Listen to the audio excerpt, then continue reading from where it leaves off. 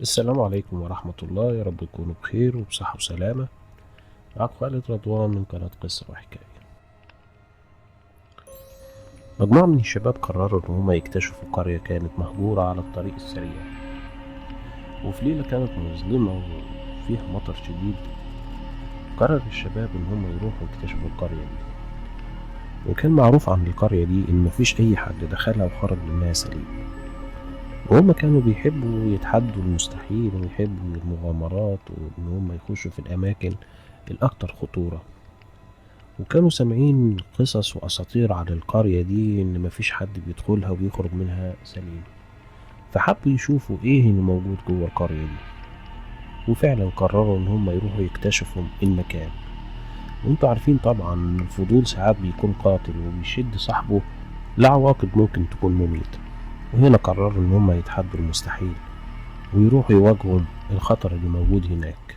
طبعا زي ما قلت في البداية إن كان الجو برد وشتاء، فكل واحد فيهم عمل حسابه ولبس الجاكيت بتاعه وجابوا المعدات بتاعتهم ومن ضمنها كشافات، وكل واحد فيهم جهز تليفونه وشحنه كويس على أساس لو حصل أي مشكلة يقدروا يتصلوا بالطوارئ.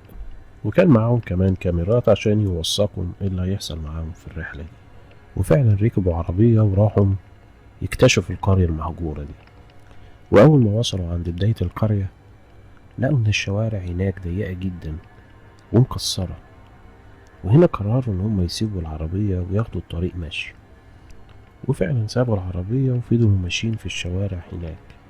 الشوارع كلها قديمة وضيقة جدا ومكسرة، والبيوت باين عليها إن هي بقالها سنين السنين مفيش أي حد سكن فيها، غير إن البيوت كمان أغلبها مهدم، وفي بيوت فيها كلها واقعة فعلا.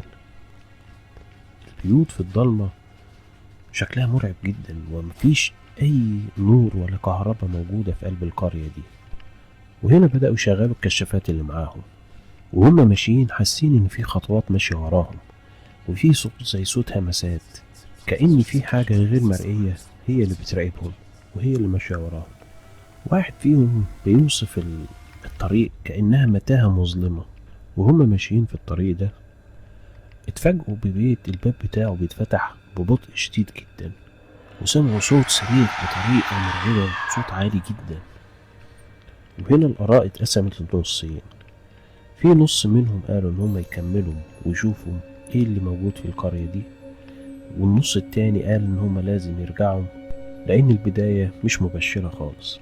وفعلا وقفوا في نص الطريق على أساس إن هم يستشيروا بعض يرجعوا ولا يكملوا. وهنا قرروا إن هم يكملوا الرحلة للآخر ويشوفوا إيه اللي موجود. لكن اللي حصل بعد كده إن لقوا كل البيوت اللي جاية بعدين كل الجدران بتاعتها متلطخة بالدم، وفي طيور غريبة هم أول مرة يشوفوها واقفة في كل مكان. هنا بدأوا يحسوا إن هم اتحصروا في قلب القرية دي. حاولوا إن هم يطلعوا التليفونات ويتصلوا بالطوارئ، لكن مفيش شبكة موجودة في المكان. وهنا بدأوا يحسوا إن أصوات الخطوات اللي ماشية وراهم بدأت تزيد، وكأن اللي ماشي وراهم مش مجرد واحد، لأ ده مجموعة كبيرة ماشية وراهم. وبدأت الخطوات دي صوتها يعلى وتسرع وهم ماشيين. في اللحظة دي قرروا إن هم يجروا ويشوفوا أي مكان إن هم يستخبوا فيه لحد الصبح. وهم بيجروا لقوا جامع قدامهم، دخلوا يستخبوا جواه. الجامع كان باين عليه إنه مهجور من سنين، كأن مفيش حد دخله يمكن من 100 سنة. وفجأة لقوا راجل داخل عليهم. الراجل ده بيقولوا عنه إنه كبير جدا في السن، كأنه معدي فوق 80 سنة، لكن جسمه كأن جسم شاب، ودقنه بيضة بياض لدرجة إن شبهوها بلون التلج. وقال لهم انتوا ايه اللي جابكوا هنا في المكان ده؟ المكان ده مهجور من سنين وخطر جدا، ايه اللي جابكوا هنا؟ فحكوا له عن القصة ان هم مغامرين وبيحبوا يستكشفوا الاماكن المهجورة، وقالوا له ان هم كانوا جايين يوثقوا ايه اللي بيحصل في القرية دي. فقال لهم انتوا تدعوا من ربنا انكم تخرجوا من المكان ده وانتم سالمين، لان مفيش حد دخل القرية دي وخرج منها سليم. وهنا استغربوا، طب انت هنا عايش ازاي لوحدك؟ فرد عليهم وقال لهم انا لو اتكلمت توعدوني ان محدش منكم يخاف؟ قالوا له طبعا، احنا ارتحنا اول ما شفناك. فقال لهم انا اسمي الشيخ موسى، وانا من الجن المسلم. فهنا ترعبوا وخافوا من كلامه، فقال لهم ما تخافوش، انا هنا ربنا بعتني عشان حمايتكم. وقال لهم ان عمره فوق 1500 سنة، وانه شيخ كبير عند الجن، وبيعلمهم اصول الدين، وبيعلمهم قراءة القرآن، وبيعلمهم الفقه والسنة. وهنا الشباب استبشروا خير بالشيخ ده، وقالوا ان نجاتهم هتكون في ايده بعد ربنا. وبدأت تحصل امور مرعبة بره الجامع، كأن الجن كله اتلم عليهم. وهنا الشيخ موسى قال لهم محدش فيكم يعمل اي حركة، انا هتصرف معاه. وفعلا جه عشان يخرج من الجامع، كله توسل ليه ان هو ما يسيبهمش، قال لهم ما تخافوش، محدش هيأذيكم طول ما انتوا جوه الجامع. وفعلا خرج الشيخ موسى بره، وفضلوا يسمعوا اصوات مرعبة وصريخ وصوت تكسير وصوت كأن في معركة بتحصل بره الجامع. وبعد حوالي نص ساعة بصوا لقوا ان الشيخ دخلهم تاني جوه الجامع، وقال لهم خلاص انتوا في امان، لكن تدوني وعد، مفيش حد فيكم يقرب يدخل القرية هنا تاني، وياريت تبعتهم تحذير لأي حد يحب ان هو يعمل زيكم ويجي عشان يخش القرية. وفهمهم ان القرية دي خلاص ما عادتش ليهم، وفي كائنات تانية سكنت هنا. وفعلا ادوا عهد للشيخ، وقالوا له خلاص احنا مش هنيجي هنا تاني، ومش هنخلي اي حد يقرب من هنا تاني. واول ما جه ساعة الفجر، الشيخ موسى طلب منهم ان هم يصلوا معاه صلاة الفجر جماعة. وفعلا صلوا الفجر، والغريب ان هو كان هو الامام بتاعهم. وبعد ما خلصوا الصلاة قال لهم انا هخرجكم بره القرية، لكن زي ما وعدتوني ان ما حدش فيكم هيجي هنا تاني. وخلاص وفعلا وعدوه. واحد منهم قال له طب يا شيخ موسى اطلب مننا اي طلب عشان ان احنا نرد لك الجميل اللي انت عملته معانا. فالشيخ موسى طلب منهم ان هم يروحوا لمكان معين، في شخص هناك هيجيبوا منه بخور وعطور وحاجات زي كده، وقال لهم ان هو بيحب ان هو يطيب بالحاجات اللي ريحتها حلوة دي. وبالفعل الشباب دول راحوا هناك وقالوا له احنا جايين لك من طرف الشيخ موسى، وقالوا له على البخور والعطور اللي هو الشيخ موسى عاوزها. وفعلا جهزها لهم وراح عشان يودوها للشيخ، لكن هو طبعا كان مديلهم تعليمات ان محدش يدخل القرية دي تاني، ولو جابوا الحاجة دي يحطوها قبل القرية بمسافة 100 متر في مكان معين، وهو هيروح ياخده من هناك. وبالفعل الشباب راحوا ودوا الحاجات اللي هو طالبها في المكان اللي قال لهم عليه، وسابوها ومشوا. وبقى كل فترة يجيبوا له الحاجات اللي هو عاوزها ويحطوها له في نفس المكان. وفضل التواصل معاهم ومع الشيخ موسى لحد وقتنا هذا. القصة دي حقيقية وفعلا حصلت في العراق. حكايتنا النهاردة اسمها المراية السوداء. وبداية القصة بدأت ان في شاب كان محتاج ان هو يشتغل، فقعد يدور على اي وظيفة تكون مناسبة ملقاش. وفعلا لقى في اعلان نازل ان مطلوب شخص انه يقعد مع كلبين لمدة اسبوع، اليوم الواحد ب$100. فهو يعني استغرب من السعر، يعني $100 كبير قوي في اليوم انه عشان يقعد مع كلبين يعني. فقال ما يروح يشوف القصة دي ايه. وفعلا اتصل بصاحبة الاعلان، طلعت ست كانت مسافرة لولادها على اساس ان هي تقضي معاهم اسبوع. وراح هناك، لكن الغريب في المكان ان لقى البيت كله يعني نادر ما تلاقي فيه لمبة، يعني البيت كله ضلمة. والست اساسا يعني شكلها مريب كده، ولقى معاه كلبين، وقالت له انه هو شغله بس ان هيقعد مع الكلبين دول لمدة اسبوع، واليوم يعني اليوم بتاعه هيبقى هتديله في اليوم $100. فهو وافق واتفقوا ان هيبدأ الشغل بتاعه من يوم اللي هي هتحدده على اساس ان هي هتسافر فيه. وفعلا زي ما هي اتفقت معاه راح وبدأ عشان ان هو يستلم الشغل. فهي كانت وصته، قالت له في غرفة معينة ممنوع ان انت تقرب منها او ممنوع ان انت تدخلها. وبالفعل هو اول يوم قاعد هناك وعمال بيكلم في اصحابه عن طريق التليفون وكده. فسامع صوت يعني هو سامع صوت في الأوضة دي، صوت خبط وفي صوت زي ما يكون في صوت كلام. فقال معقولة تكون هي موجودة الست في البيت يعني وكده وما سافرتش. فقعد يدور في كل الأوض، مفيش إلا الأوضة اللي هي قالت له ممنوع إن أنت تدخلها.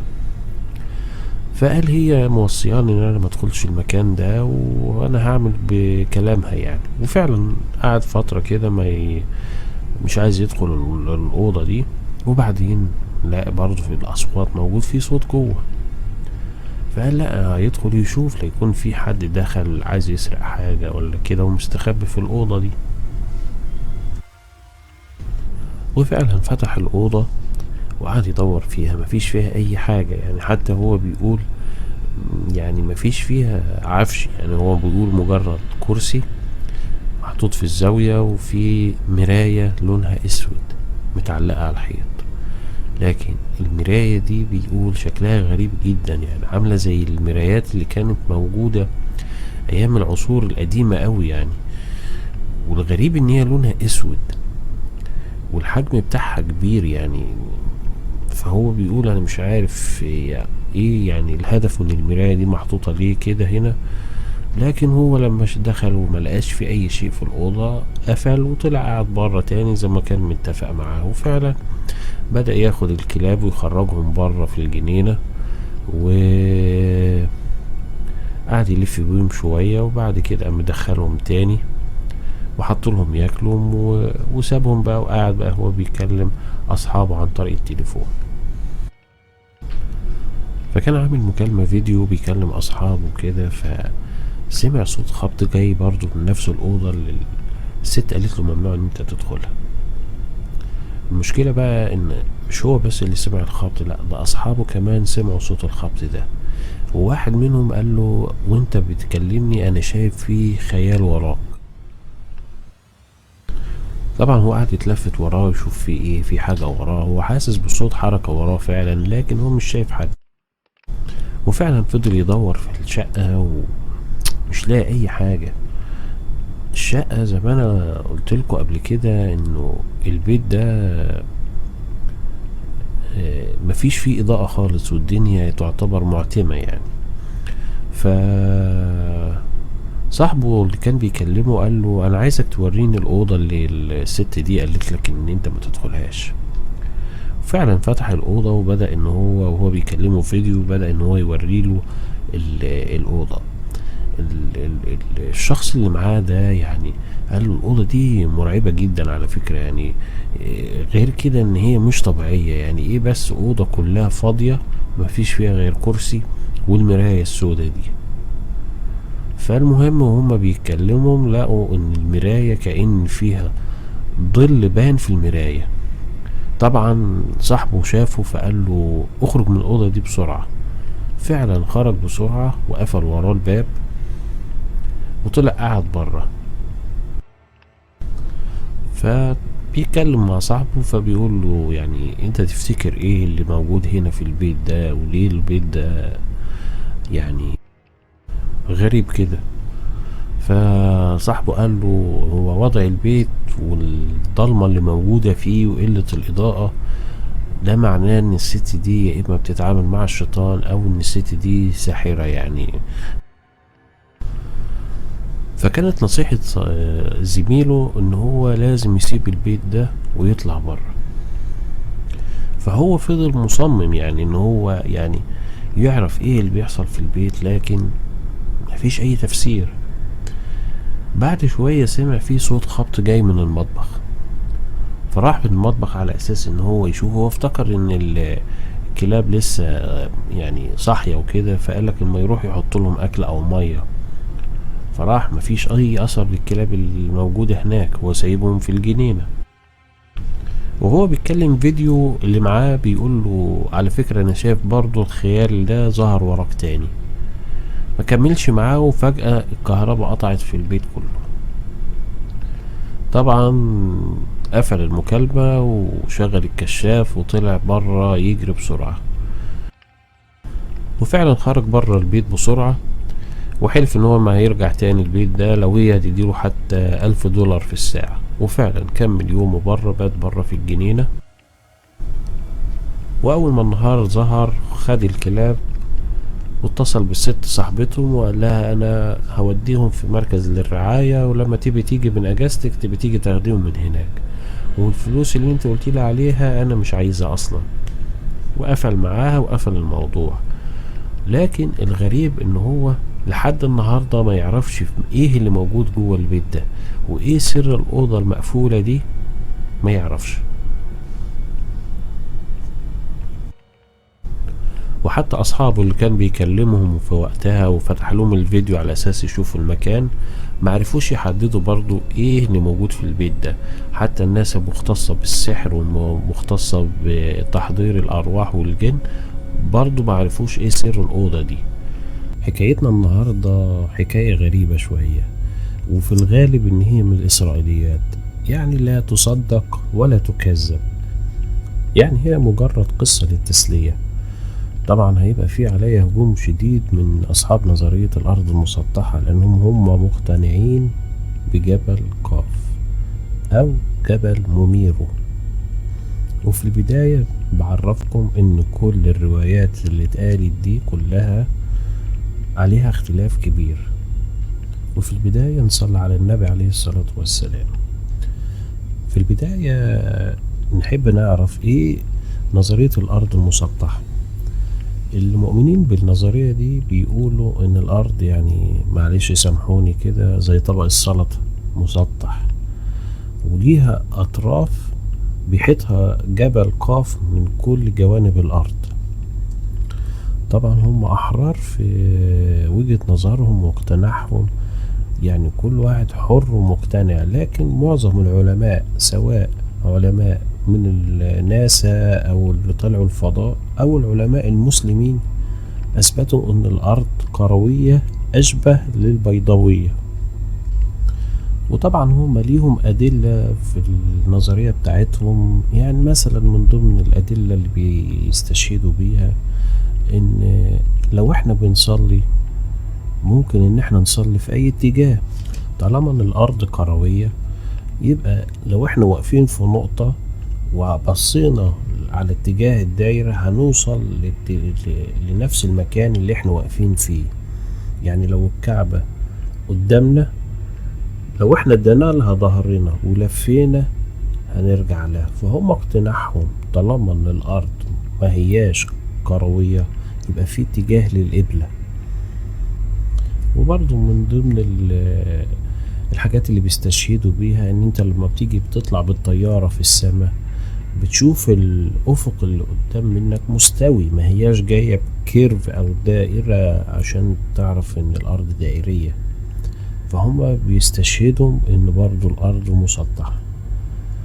هم حرين في تفكيرهم واعتقادهم، يعني هم ليهم دلائل وليهم بعض النظريات تكاد ممكن تكون صح او غلط، الله اعلم، محدش يقدر يثبت يعني. مع ان معظم علماء المسلمين اثبتوا ان الارض كروية فعلا. فطبعا انا مش هتكلم في النقطة دي لان مش هي المحور بتاع الكلام بتاعي.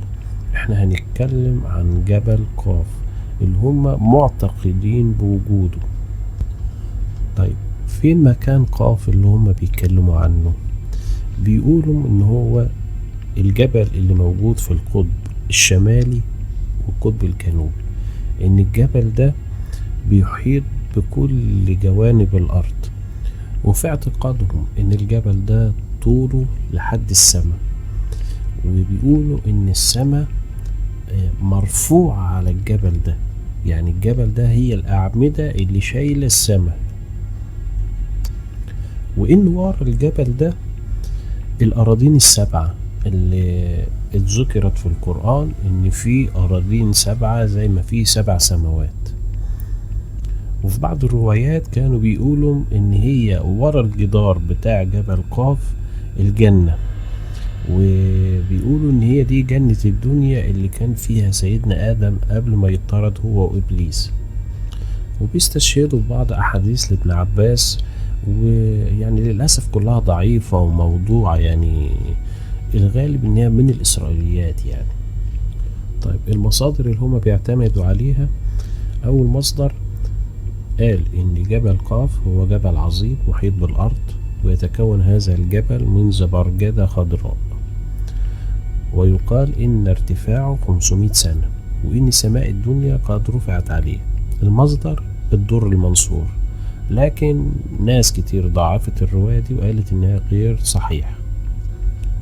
المصدر الثاني في كتاب اسمه عرائس المجالس، إن في واحد من الصحابة سأل النبي عليه الصلاة والسلام عن أعلى جبال الأرض، فالنبي عليه الصلاة والسلام أجابه وقال له جبل قاف، وقال له إن حيث ارتفاع الجبل 500 سنة وطوله مسيرة 2000 سنة، وإنه مخلوق من زمرد أخضر.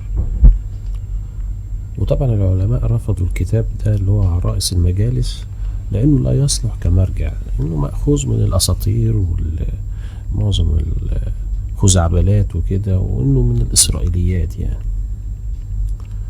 وقال ابن أبي الدنيا إن الله تعالى قام بخلق جبل يقال له قاف، يحيط هذا الجبل بالأرض، تمتد عروقه إلى الصخرة التي عليها الأرض، فإن أراد الله إحداث زلزال في أي بقعة من الأرض أمر الجبل اللي هو جبل قاف بتحريك عرق من عروق الجبل فيحدث زلزال في البقعة المعينة. كمان أصحاب نظرية الأرض المسطحة بيؤمنوا بأن جبل قاف اتذكر في القرآن، وإن ربنا أقسم به في قوله قاف والقرآن المجيد. لكن معظم علماء المسلمين أكدوا إن حرف القاف ده من حروف الهجاء، يعني زي مثلا في سورة البقرة ألف لام ميم، حروف من حروف الهجاء، وإلا لو كان هو جبل ما كانش هيتكتب قاف، كان هيتكتب بالحروف كده قاف ألف فاء. كمان إن ابن كثير رفض إن يتنسب خرافة جبل قاف للقرآن، وكمان قال إن صعب إن احنا نصدق إن جبل قاف بيتقال إنه اتكون من الزبرجد الأخضر واللي اختارت السماء انعكاسا منه وعليه قبة السماء. ودي من الخرافات القديمة عند العرب قبل الإسلام، حيث كانوا لا يؤمنون بالله ويعبدون الأوثان وكده، يعني استغفر الله. فكانوا بيعتقدوا إن الأرض عبارة عن قرص مسطح تنتهي بسلسلة جبال قاف، وكمان إنه بيحمل الأرض ملاك وبيقبض عليها بيده من المشرق والمغرب، وتحت أقدام الملك صخرة مربعة من الزبرجد الأخضر فيها 7000 ثقب، كل ثقب فيه بحر. وكانوا بيعتقدوا إن الجبل ده يحمله طور أنزله الله من الجنة، له 40,000 عين و40,000 أذن و40,000 رجل، وإن الطور ده بيستقر على ظهر حوت يقال له بهموت، ويحيط الماء بالحوت وبعده هواء. ده كان معتقد العرب زمان قبل الإسلام، وهي دي النظرية اللي ماشي عليها أصحاب الأرض المسطحة. طيب القزويني في كتاب عجائب المخلوقات وغرائب الموجودات قال إن في جبل محيط بالأرض موكل عليه ملك لا يعلم أحد ما يقع وراءه، وإن كل جبل على الأرض أو في الأرض هو عرق من عروق جبل قاف متصل به. إذا أراد الله أن يخسف بقوم أمر الملك أن يحرك عرق من عروق الجبل اللي هو جبل قاف.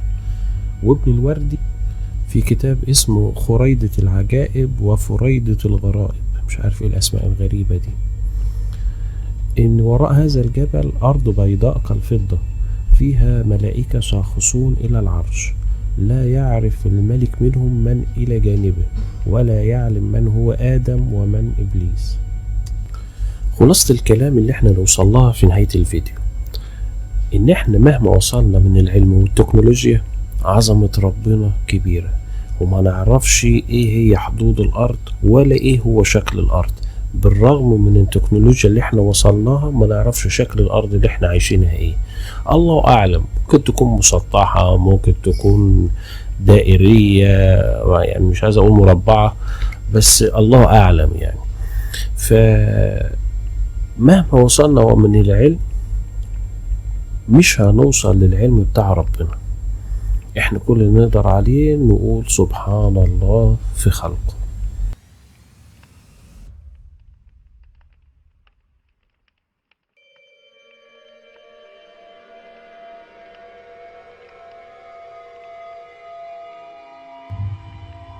السلام عليكم ورحمة الله. عايز أشارككم تجربتي وأنا على الطريق المسكون. القصة بدأت لما سافرت مدينة ساحلية عشان أشتغل هناك في مجال السياحة، وكان من شروط الشغل إن طبعا لازم أسكن في سكن الشركة. وكان مشكلته إن بيبعد عن العمار حوالي من ساعة ونص لساعتين، في حتة معروفة اسمها الرويسات، حتة مقطوعة.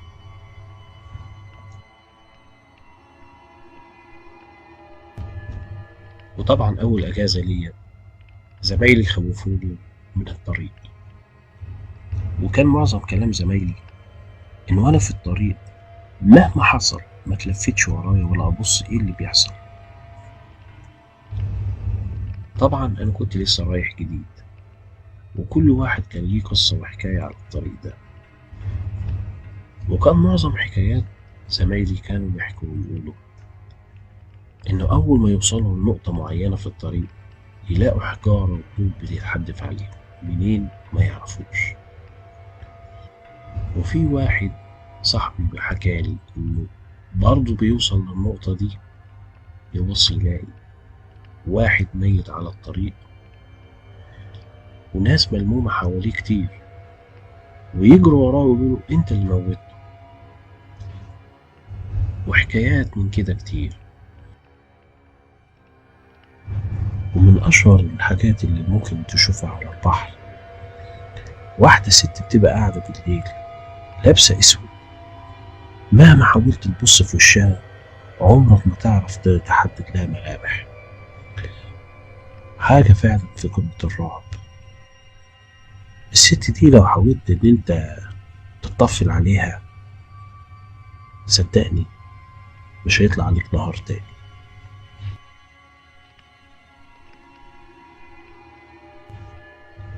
ودلوقتي هحكي لكم شكل الطريق ازاي. الطريق بيتقسم لجزئين. الجزء الأولاني مدته تقريبا ساعة، تفضل ماشي فيها في الصحراء، مفيش حوالين منك غير الجبال، وهو طريق صحراوي. اللي بينزل أجازة فيه بيبقى 3 حاجات حاططهم في دماغه إن هو ممكن يقابل حد فيهم. أول حاجة يا هيقابل جن، يا إما هيقابل حيوان مسعور، كلب مسعور، ديب، أي حاجة من الحيوانات المفترسة دي، يا إما هيقابل حي. ومن أشهر الحيات اللي موجودة هناك الطريشة. طبعا بنبقى ماشيين في الصحراء وعارفين وشبه متأكدين إن إحنا لازم نقابل حاجة من ال3 دول. اللي بيبقى نافعنا في الوقت ده هو ضوء القمر. المنطقة مفيش فيها أي عمود كهرباء أو إضاءة، منطقة أنت ماشي فيها بالظبط على نور القمر. وسبحان الله القمر لما بيبقى بدر بتشوف الصحراء كأن بالظبط ظهر، كأنك في الظهر. كل حاجة أي معلم صغير واضح قدامك. وفي الليالي اللي بيبقى فيها القمر مش مكتمل أو ما بيكونش بدر، يعني صابع إيدك ما تشوفوش. الجزء الأولاني يعني برغم إن هو بيبقى مرعب، لكن مش بنفس الرعب اللي في الطريق للجزء التاني. الجزء التاني مدته ما بتتعداش النص ساعة، لكن النص ساعة دي بتشيب أي حد مهما كان قوة قلبه ايه. وفين كنت نازل أجازة، وللأسف الشديد كانت أجازتي المفروض تبدأ من الساعة 11 بالليل، وطبعا ما ينفعش إن أنا أستنى للصبح وأضيع 5 6 ساعات من أجازتي. أنا كل أجازتي 24 ساعة. طيب الحل أعمل إيه؟ ما أقدرش إن أنا أضيع من أجازتي 5 ساعات. اتوكلت على الله وقلت أنزل، واللي ربنا كاتبهولي هو اللي هشوفه، وإن شاء الله طول ما ربنا معايا مفيش حاجة تقدر تضرني. وعديت الجزء الأولاني من الطريق والحمد لله مفيش أي مشكلة. أنا ماشي على أساس إن معظم زمايلي كلامهم كل ده بيمر قدامي، كأني بالظبط بعيش فيه. واللي بيزود الرعب أكتر لما تسمع صوت الرياح وهي بتخبط في جبل، أو حتى مجرد إن هي تخبط في الأرض، كأنك بالظبط عايش في فيلم رعب. عديت الجزء الأولاني من الطريق ودخلت في الجزء التاني. الجزء التاني عبارة عن طريق أسفلت وفيه كهرباء وعمدان نور، لكن منطقة قليل ما تلاقي فيها عربيات ماشية في الطريق. تبص على ايدك اليمين هتلاقي البحر، البحر الأحمر، وعلى الشمال الطريق جنب منه جبال. بتفضل ماشي نص ساعة تقريبا في المنطقة دي لحد ما توصل لأقرب حتة عمار. ولما تعدي الجزء التاني من الطريق الرعب بيزيد أكتر، مش عشان القصص اللي انت بتسمعها، لا، صوت الرياح لما بتخبط في الجبال تعمل صوت مرعب، مرعب فعلا. وبيزود الرعب أكتر صوت موج البحر وهو بيخبط في الصخور، وتسمع صوت همسات كأن في حد بيوشوش ورا ودنك. بجد قمة الرعب فعلا، قمة الرعب إنك تمشي في الطريق ده بالليل. لكن اللي حصل معايا غير اللي كان بيحصل مع زمايلي. أول ما طلعت على الطريق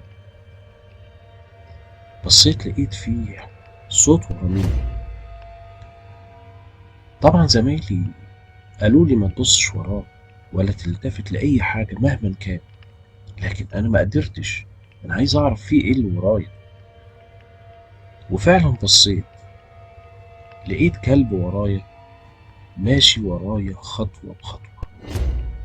الكلب ده ملوش صوت زي باقي الكلاب، يعني أنا أعرف إن لو في كلب مثلا شاف حد معدي بيهوهو ينبح عليه يطلع صوت، الكلب ده لأ، الكلب ده ماشي ورايا خطوة بخطوة، لو وقفت يقف، مشيت بيمشي ورايا.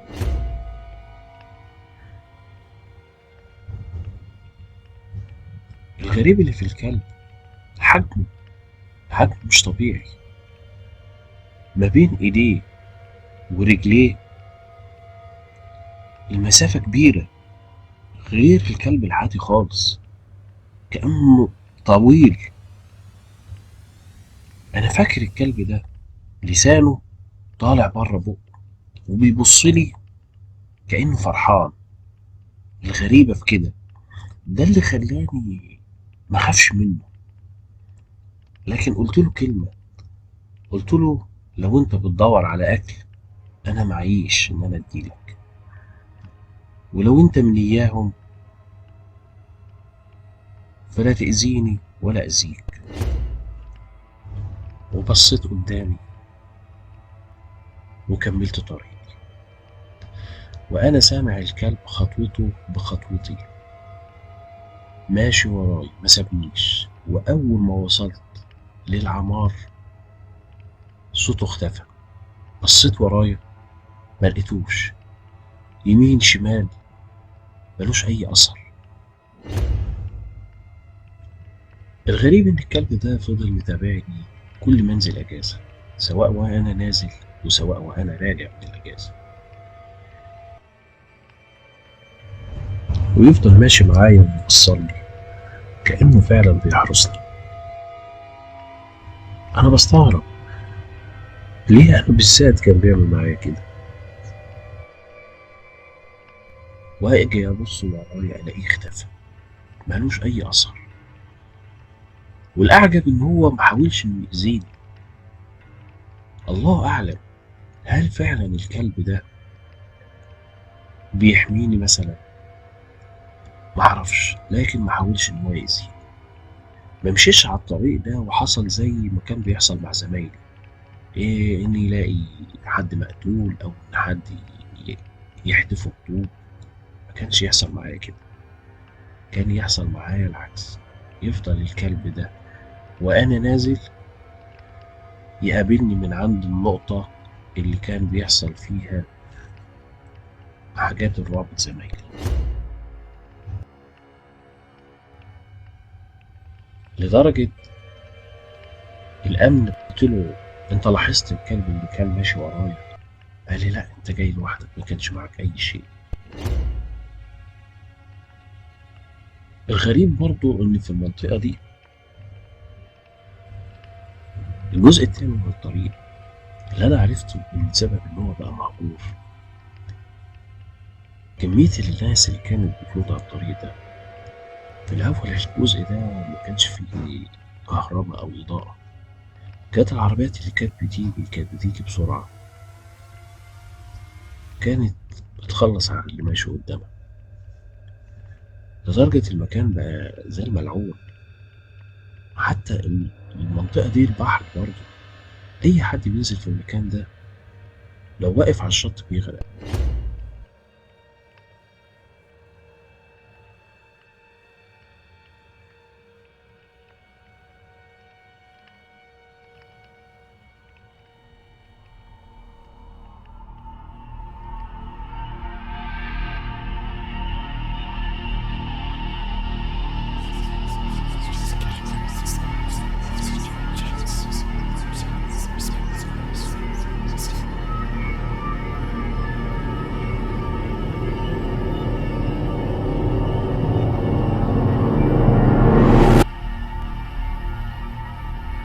السلام عليكم ورحمة الله، يا رب تكونوا بخير وبصحة وسلامة يا رب. قصتنا في الجزء الأولاني خلصت لما حبيت إن أنا آخد جولة في المستشفى، ولما وصلت لأوضة العمليات وشفت هناك قط بشكل غريب وحجمه حجم بني آدم كأنه قاعد. وبتمنى اللي مشتركش معايا في القناة يشترك ويفعل زر الجرس. ويلا نبدأ حكايتنا.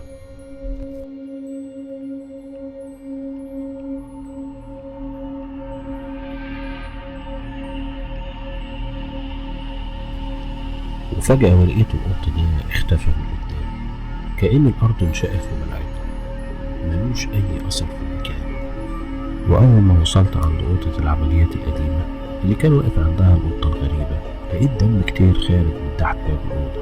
حاولت أفتح الباب لكن الباب مقفول بالمفتاح.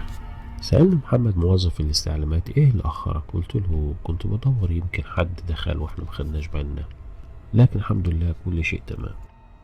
وطبعا ما اتكلمتش على اللي شفته عشان ما خليهوش يخاف. وعند اليوم الغريب ده سلمت زميلي الساعة 8 الصبح، فضلت مستني الموظفين بتوع الإدارة، ودخلت للمدير وحكيت له اللي حصل. حاول في البداية إن يبدل الموضوع، لكن مع إصراري وأول ما كلمته عن اللي حصل عند أوضة العمليات المقفولة قال لي بلاش تروح هناك بالليل. قلت له أنا بقالي سنة ونص أول مرة أشوف حاجة في المستشفى. قال لي الأرض اللي اتبنت عليها المستشفى كانوا بيقولوا إنها ملعونة وفيها حاجات مش طبيعية بتحصل، وأوضة العمليات دي بالذات أول ما فتحنا المستشفى كل ما الحالة كانت تعمل فيها عملية كانت بتموت بدون أي سبب طبي، فقررنا إن احنا نقفلها نهائي. رديت عليه وقلت له تمام أنا مفيش عندي مشاكل، لكن كنت عايز أعرف اللي بيحصل ده بجد ولا أنا اللي تعبت وتهيألي حاجات. وفعلا روحت البيت، ولما جه وقت الدوام بقيت في حيرة من أمري أروح الشغل ولا أطلب تغيير المكان. لكن مشكلتي إن أنا عنيد ما بحبش إن يتقال عني. مشيت عشان خفت، ولبست فعلا ونزلت شغل في ميعاده. وأول ما استلمت الوردية قلت لازم أعمل جولة في المستشفى، وفعلا كل شيء كان طبيعي. وجت الساعة 1 بالليل، وفعلا من كتر التفكير طول اليوم ما نمتش.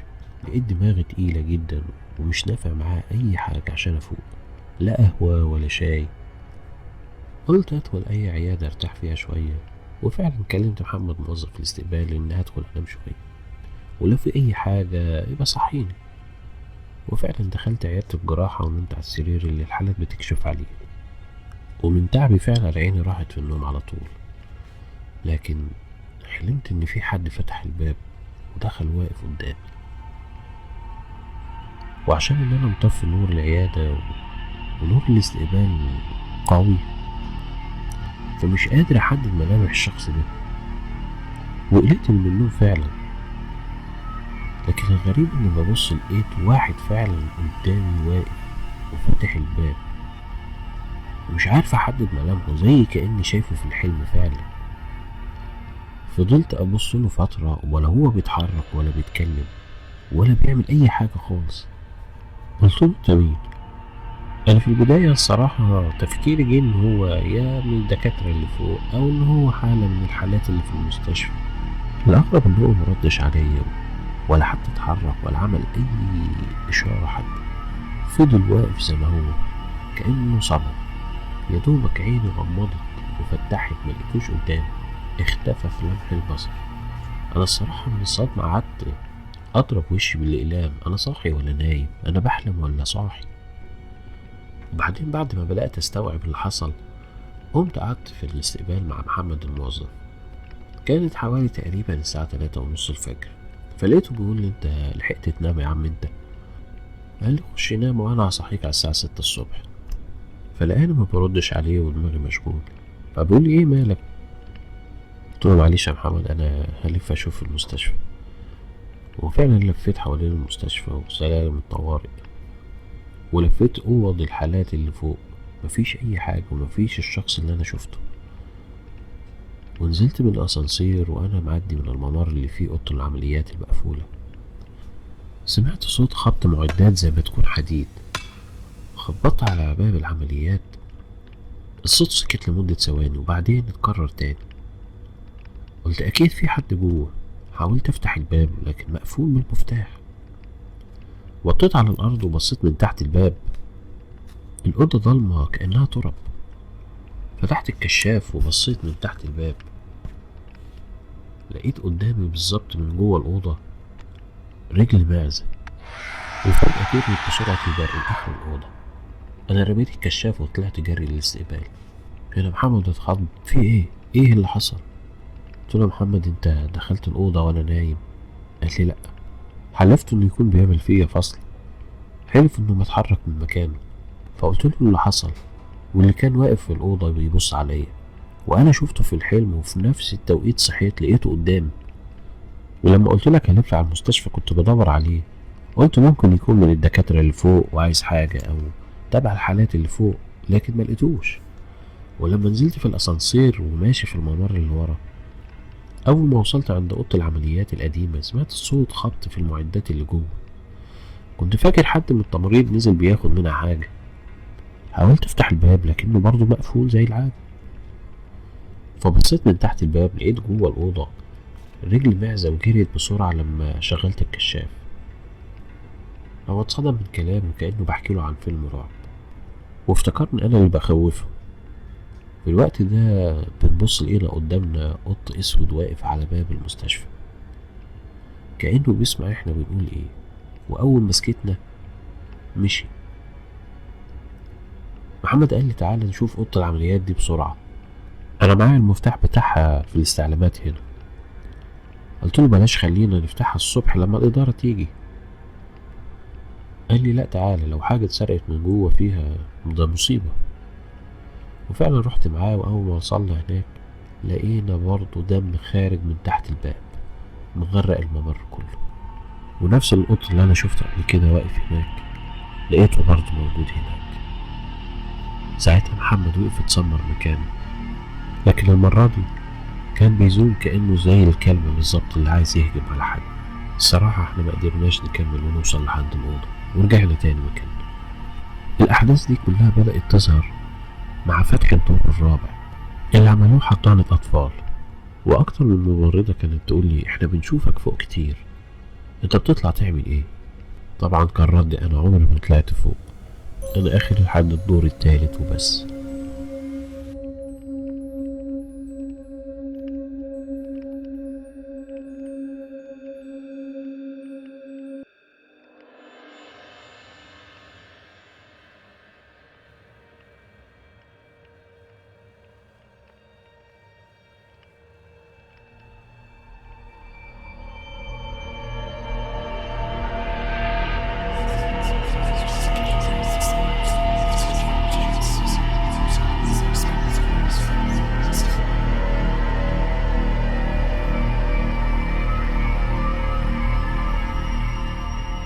دايما كان في سؤال بيجي على بالي، ايه السبب اللي بيخلي نسبة كبيرة من المستشفيات بتكون مسكونة، او قسم معين او غرفة بعينها وممنوع ان انت تقرب منها؟ سؤال دايما كان محيرني. هل ممكن عشان في بعض حالات بتموت هناك، او ممكن يكون مكان لتواصل الارواح؟ سؤال مش لاقي له اي اجابة. السلام عليكم، انا اسمي عادل، بشتغل امن في المستشفى اللي هحكي لكم عنها دلوقتي، وهي مستشفى خاصة بشتغل فيها من تقريبا سنة ونص. حكاية المستشفى دي زي ما قلت في البداية هي مستشفى خاصة. 3 من الشباب حبوا يعملوا عمل خيري فاشتركوا مع بعض، وكان واحد منهم عنده أرض تيجي يمكن فدان، وبنوها 4 أدوار وعملوها مستشفى. لكن اللي عرفته إنه هما بيبنوها والعمال بتحفر عشان هي ترفع الأساسات، لقوا جثث 3 بنات مدفونين من أكتر من سنة في الأرض دي. والشركة اللي كانت بتقوم بالحفر اتصلت بالشركاء وبلغوهم إنه يلاقوا 3 جثث لبنات، وفعلا اتصلوا بالشرطة والشرطة جت وخدتهم للمشرحة عشان يحددوا سبب الوفاة. وطبعا في الحالات اللي زي كده بيتوقف الشغل النهائي لحد ما الشرطة تعمل البحث والتحريات الخاصة بيه. وفعلا الشرطة اكتشفت اختفاء 3 بنات كانوا صحاب وكانوا في مدرسة واحدة، كانوا في المرحلة الثانوية. وفضل الشغل واقف لمدة 6 شهور، وفضلت الأرض محدش يقدر يقرب منها. وانتهى التحقيق في القضية وبلغوا صاحب الأرض يكمل شغله في الأرض عادي، وفعلا بدأوا في الشغل من جديد. لكن الغريب وبعد مرور شهر والعمال الصبح وهم بيرفعوا الأساسات لقوا جثة لشاب وفي نفس مكان البنات. وهنا رجعت الشرطة من جديد وقفلت المكان للمرة التانية. لكن تقرير الطب الشرعي كان غريب في البداية. عرفوا إن الشاب ده له ثوابت وخصوصا في خطف البنات. وهنا الشرطة بدأت تربط الأحداث ببعض، وقالوا إن الشخص ده أكيد ليه علاقة بالبنات اللي لقوها مقتولين في الأرض دي. وكان استنتاج الشرطة في البداية إن الشخص ده هو اللي خطف البنات، وبعد ما استغلوه خاف إن أمره يتكشف فتخلص منهم. لكن الغريب إن سبب وفاة الشاب كانت سكتة قلبية ومفيش أي علامات عنف عليه. طب مين رماه هنا؟ ولو هو جه لوحده مكان جريمته، مين اللي عمل فيه كده؟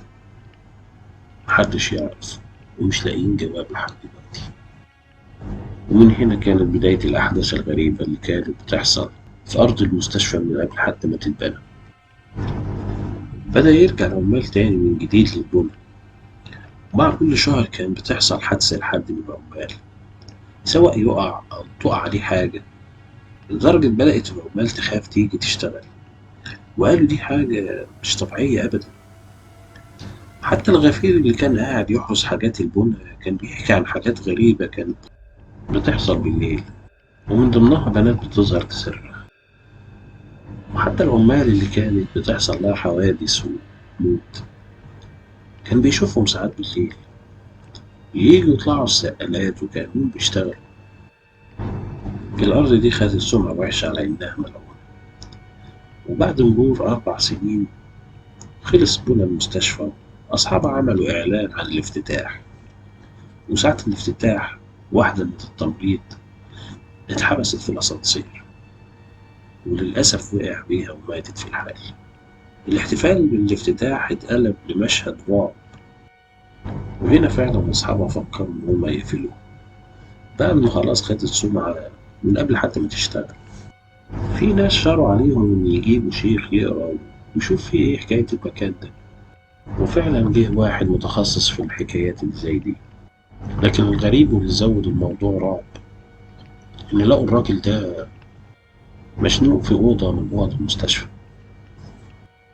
وبعد الحادثة دي فعلا قرر أصحابه إنهم يقفلوا المستشفى نهائي، واتنشر الموضوع في الجرايد وبدأت الناس تعرف إن المستشفى دي مش طبيعية. وهنا شيخ اتطوع إن هو يروح يقرا في المستشفى ويخرج اللي فيه، وفعلا راح وأصحابه رفضوا وقالوا له إحنا مش ناقصين حد يحصل له أي مشكلة تاني هناك، كفاية الراجل اللي مات في المستشفى مشلول. ومع إصرار الشيخ فعلا وافقوا وراح معاهم، وفعلا قدر يحل الموضوع، لكن للأسف كان معقدا. بعد ما اشتغلت المستشفى بفترة بدأت الناس تنسى الموضوع، والمستشفى ملعونة والأرض اللي فيها مهجورة. وفعلا بدأت المستشفى تشتغل وبدأت تكبر، وبقى في إدارة وموظفين. في الوقت ده أنا اشتغلت في المستشفى.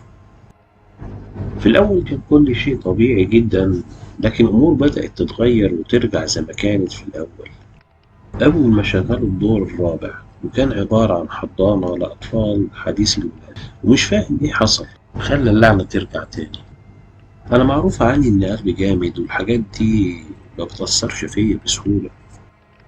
وفي يوم كنت قاعد بالليل تقريبا الساعة 1، لقيت خبطة قوية على إزاز عيادة الجراحة. الأول هقول لكم شكل مبنى الدور الأرضي. هو دور فيه العيادات الخارجية، بتبدأ من عيادة الأسنان، وآخر عيادة هي البطنة والقلب، وبعد كده على إيدك اليمين ممر طويل فيه الحمامات، وبعدها غرفة الأشعة، وفي غرفتين مقفولين على طول، وبعدها في 4 غرف للإدارة، ودول بيشتغلوا بس فترة الصبح. وفي آخر الممر أوضة عمليات مكانها مش طبيعي وعلى طول مقفولة، ما بتتفتحش خالص، وخصوصا إن في 4 غرف عمليات في الدور التاني.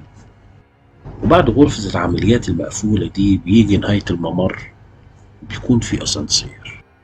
الممر ده بالليل بيكون ضلمة لأن أغلب أوضه مقفولة، لكن طبعا بنكون مضطرين نمشي فيه عشان الأسانسير، وخصوصا لو عايز حد يطلع فوق. ما كملتلكمش اليوم اللي لقيت الخبطة اللي حصلت على الإزاز، وكانت جاية من عيادة الجراحة. خرجت بره أشوف في إيه اللي بيحصل. قلت ممكن يكون حد بيهزر وبيخبط على الإزاز. لفيت المستشفى من بره لكن ما لقيتش أي حاجة. دخلت كان موظف الاستقبال قاعد، فلقيته بيقول لي وإيه اللي حصل؟ أنت سمعت الخبط اللي على الإزاز؟ قلت له أنا طلعت دورت بره مفيش حد. في الوقت ده دايما بسهر أنا وموظف الاستقبال بتاع بالليل مع بعض، واحنا قاعدين سمعنا خبط على كل ازاز العيادات في وقت واحد.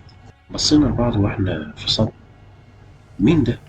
ومين يقدر يخبط على كل ازاز العيادات في وقت واحد؟ قلت له انت تخش عيادة الجراحة تشوف مين هناك، وانا هروح اخر عيادة وادور فيها. قال لي لا انا ما اقدرش اعمل كده، انت جايب الجراحة دي ازاي؟ قلت له اكيد هتلاقي سواق الاسعاف، خصوصا انها مش واقفة بره. وفضلت احاول ان اطمن فيه لان انا بنفسي انا مش عارف في ايه اللي بيحصل بره. وفعلا سبته وخدت الكشاف وقلت اخد جولة حول المستشفى. وحتى أدور بس مفيش أي شيء.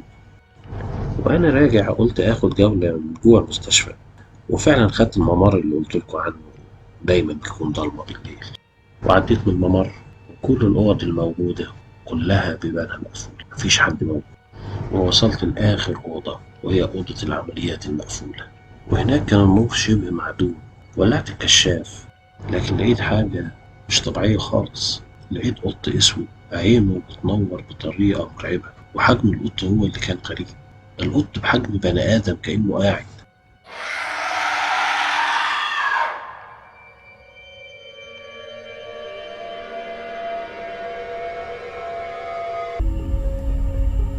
وقصتنا النهاردة حصلت لأربع شباب حبوا إن هما يطلعوا شرم الشيخ يقضوا أسبوع هناك أجازة، وفعلا حجزوا على رحلة كانت طالعة على هناك، ووصلوا للفندق اللي هم حجزوه، وقضوا أول يوم على حمام السباحة يعني قضوا يوم حلو وظريف.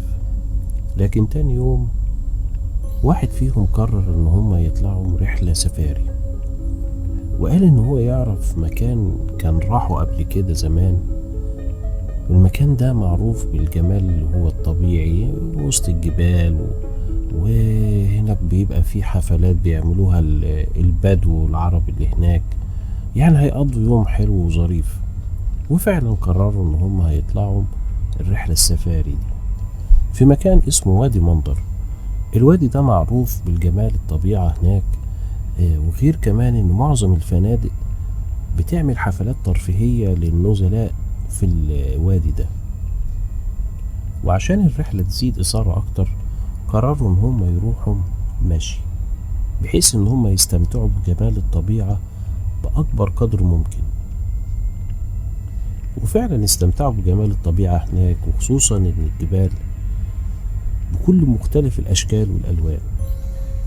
وفضلوا ماشيين لحد ما الشمس بدأت إنها تغرب، وما كانوش واخدين بالهم من الوقت، وإن هو لو الدنيا ليلت عليهم هيعملوا إيه. وهم ماشيين لقوا فيه نور باين من مسافة بعيدة شوية، وفي صوت طبل وغنى، فقالوا ان هو ممكن يكون المكان ده منطقة فندق عامل فيها حفلة او كده، فقالوا ان هم يروحوا وينضموا للناس اللي موجودة هناك. وفضلوا ماشيين لحد ما وصلوا للخيمة اللي موجودة هناك.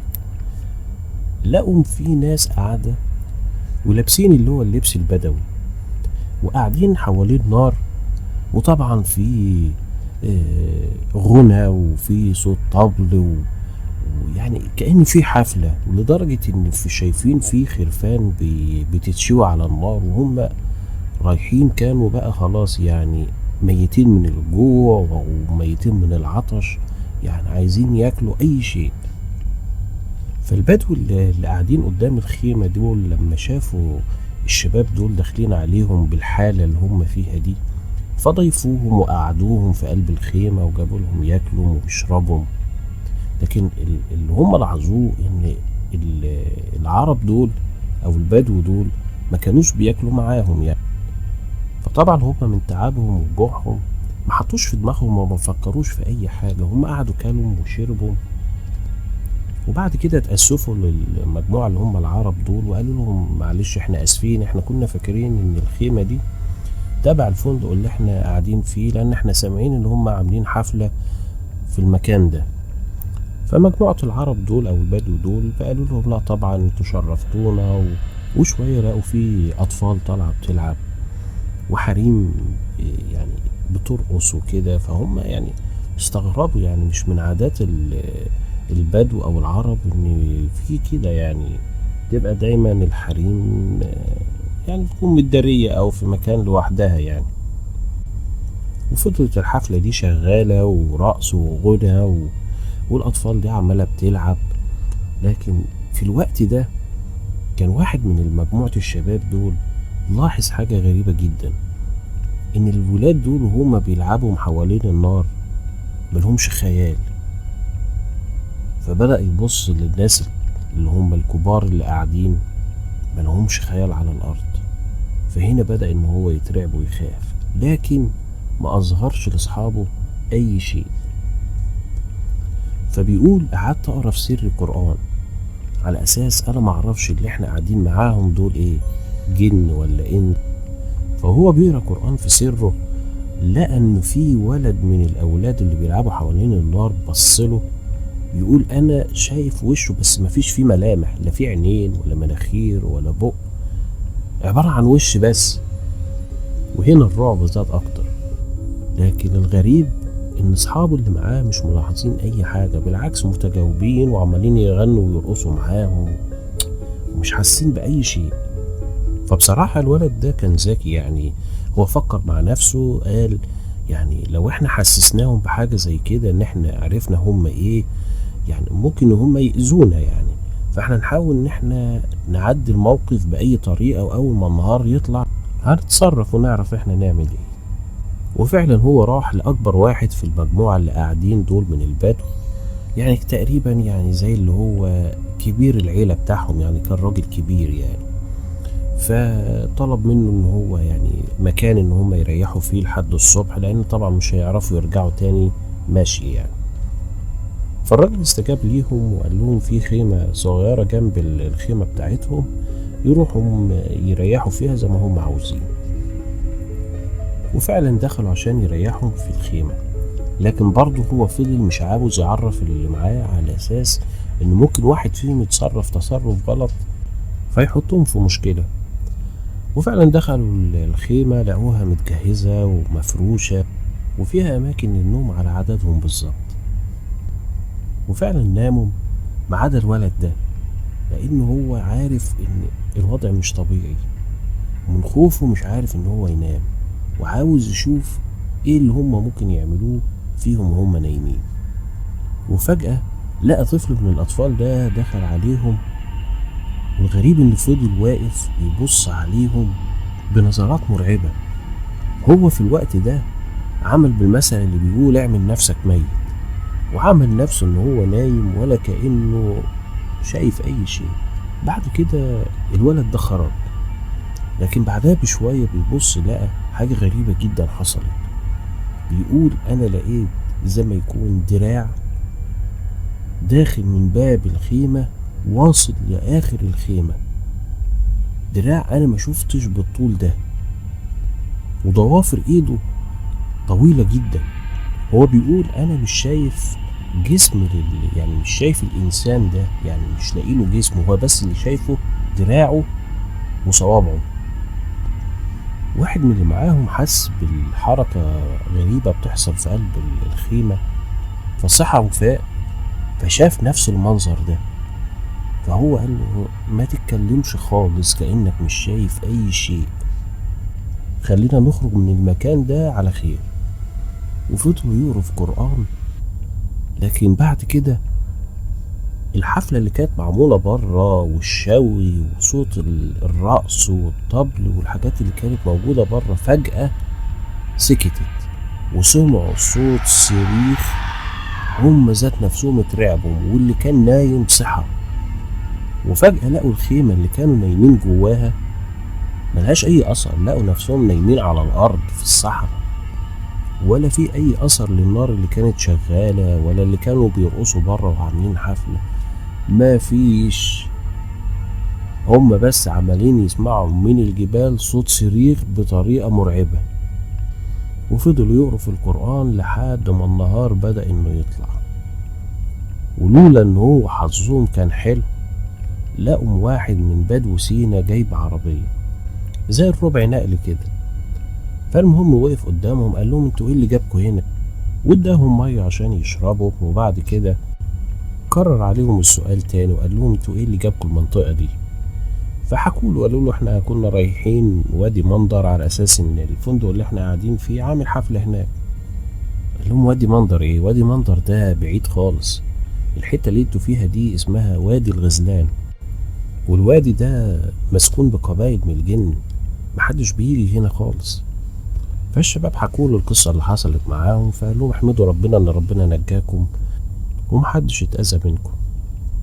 وخدهم عشان يوصلهم على الفندق اللي هم قاعدين فيه، وقال لهم يعني نصيحة، طالما ان في مكان انتوا ما تعرفوهوش ما ينفعش ان انتوا تمشوا فيه لوحدكم، لازم يا اما معاكوا حد من الفندق اللي انتوا تابعه، او يكون حد من اللي هم البدو اللي عارفين الاماكن دي يكون معاكم، انما ما تطلعوش لوحدكم. وفعلا ده كان درس ليهم، وحرموا ان هم يروحوا اي اماكن لوحدهم تاني ابدا.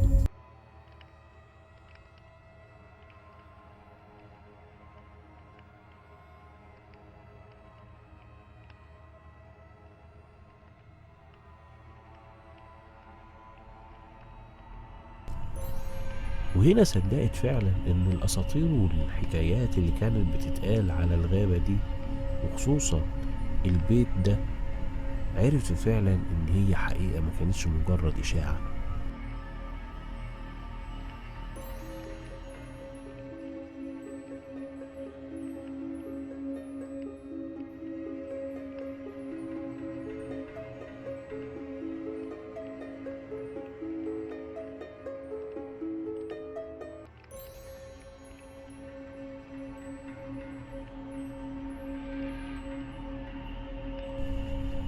السلام عليكم ورحمة الله، يا رب تكونوا بخير وبصحة وسلامة يا رب. معكم خالد رضوان من قناة قصة وحكاية.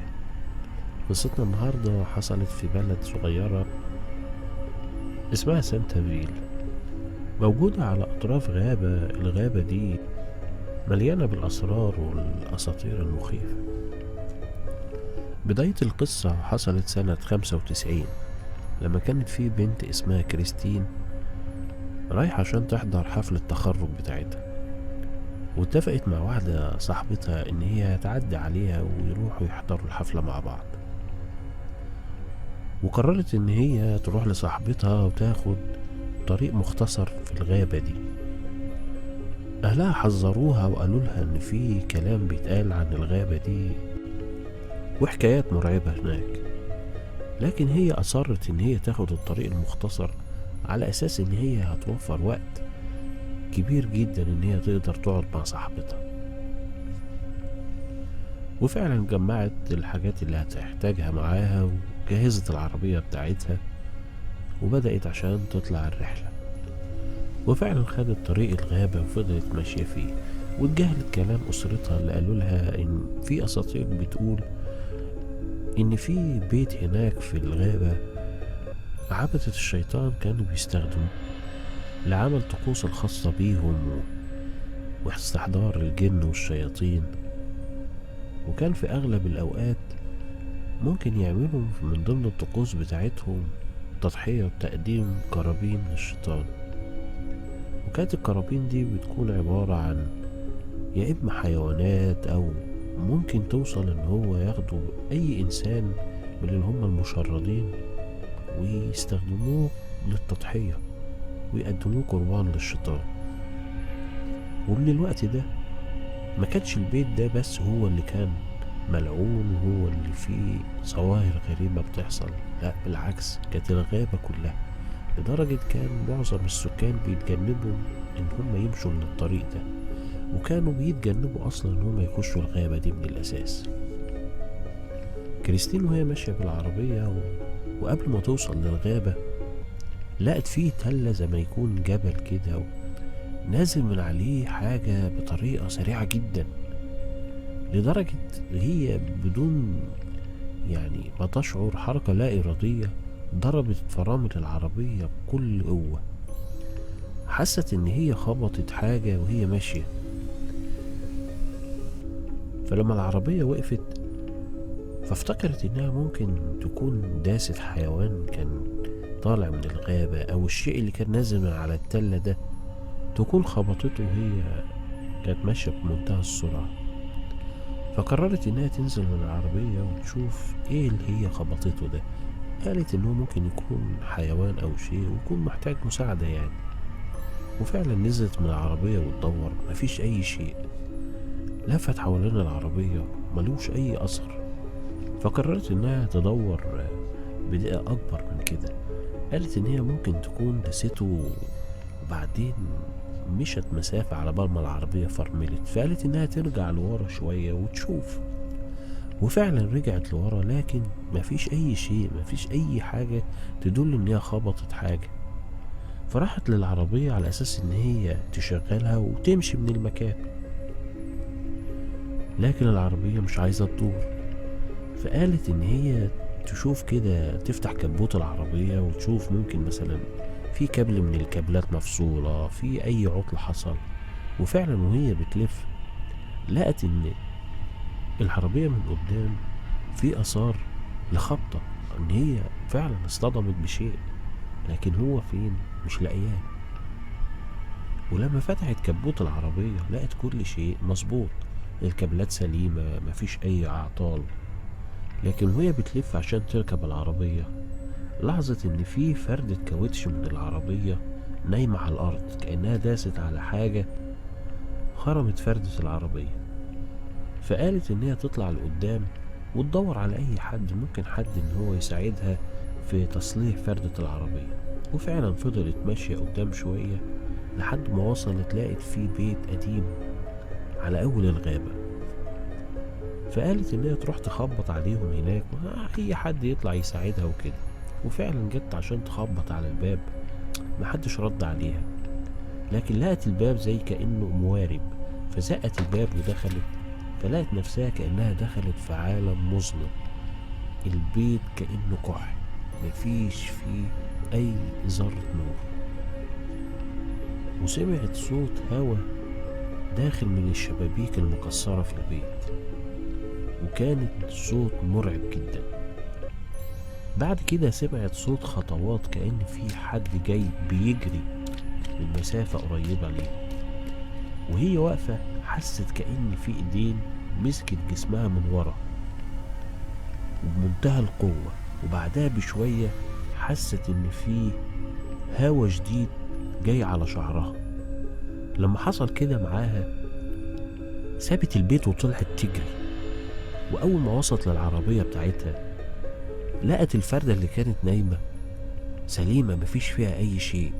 ده حتى آثار الصدمة اللي كان في العربية من قدام مفيش فيه أي شيء، كأنها ما خبطتش حاجة. ركبت العربية وحاولت إنها تدور العربية اشتغلت.